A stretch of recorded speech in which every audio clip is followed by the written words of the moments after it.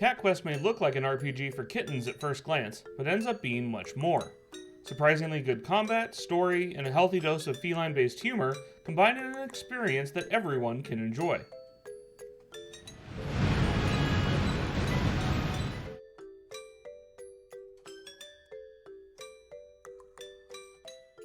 Despite the cute title and main character, Cat Quest is very focused on defeating every enemy you can find with swords, axes, or magic. There are effectively no puzzles or platforming to speak of. Base attacks are the primary source of mana, so a truly spell-based character would be very difficult to pull off. That being said, with magic being the only source of in-combat healing, and a fair number of enemies resistant to standard damage, magic is also an important element of any character. And like many action RPGs, appropriate timing of dodges is critical to keeping your character alive as well, especially since there isn't a block mechanic. Instead of having combat animations to memorize, enemies simply flash a red area of effect indicator prior to an attack that will damage anything in it. That being said, each enemy type does have specific attacks that are available to it, along with specific patterns as to when those attacks are used, and the amount of time you have between them to get in some hits of your own. At first glance, it seems too simplified, but it definitely feels good being able to anticipate what's going to be required going into a fight. The action primarily takes place on one fairly large overworld, with the rest in the plethora of small dungeons. Towns and settlements just appear as a small number of buildings on the main map. Most will have catnap points that act as both save points and healing opportunities, as well as a job board to pick up quests. Gear can be purchased at the blacksmith shops scattered throughout the world, but the gear you get during a purchase is randomized. Spells must be initially found at a specific arcane temple, but can then be upgraded using gold at any of them. It makes for a world that feels both expansive and approachable.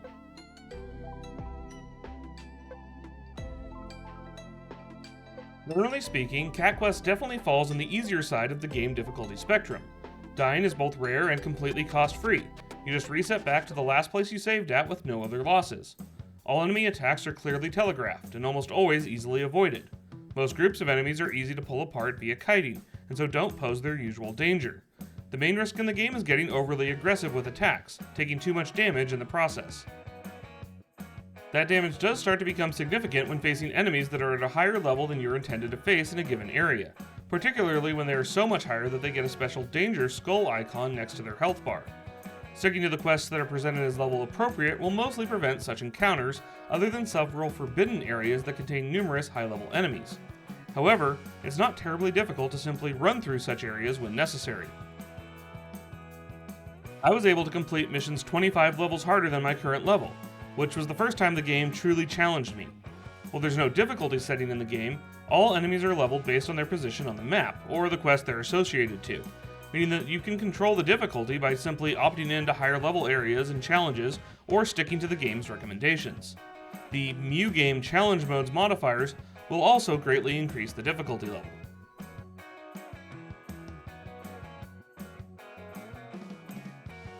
There are a lot of things to do in Cat Quest, nearly universally delivered via the job boards present at pretty much every town and major landmark. Most of them are contained in multi-stage lines that often need to be returned to upon reaching the requisite level. However, only one of them, or the main quest, can be active at a time, so it's difficult to optimize travel time. With many objectives located all the way across the map, travel tedium can definitely be an issue. Each quest, like in many RPGs, basically boils down to following the quest marker and killing some enemies at the end.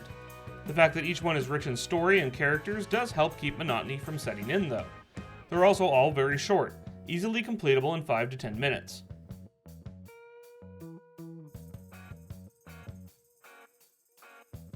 The short duration of each individual quest is matched by the game itself. A playthrough will generally take well under 10 hours. However, the randomized nature of the gear you get, along with the inability to raise more than a few spells to maximum level without excessively grinding for gold, means that there is plenty of room to experiment with different combinations, and to some extent playstyles, on another run through the game.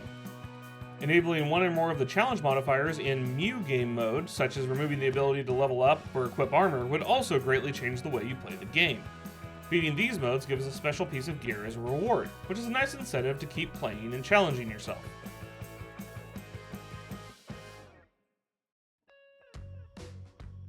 Cat Quest is a fairly simple game, and that extends to its settings menu. Other than changing the volume level and screen resolution, there's not much there.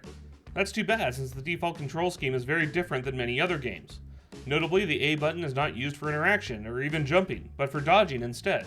The B button opening the inventory was also strange and caused me to open it a number of times during combat.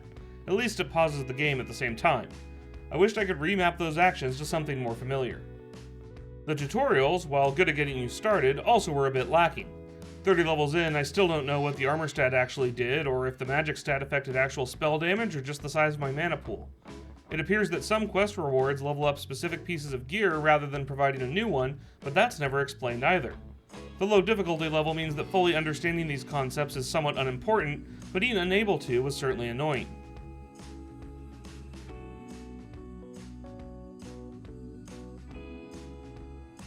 Unless being opposed to dogs can be considered immoral, there's not much to worry about when playing Cat Quest.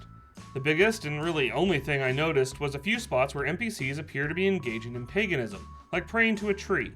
It wasn't entirely clear if the player character was supposed to be joining them or simply observing, but it's certainly not explicit or frequent. On the other hand, the player is always acting in others' best interests and saving the day, even saving Christmas at one point. There are no branches or choices to be made, just saving the citizens around you, often from themselves.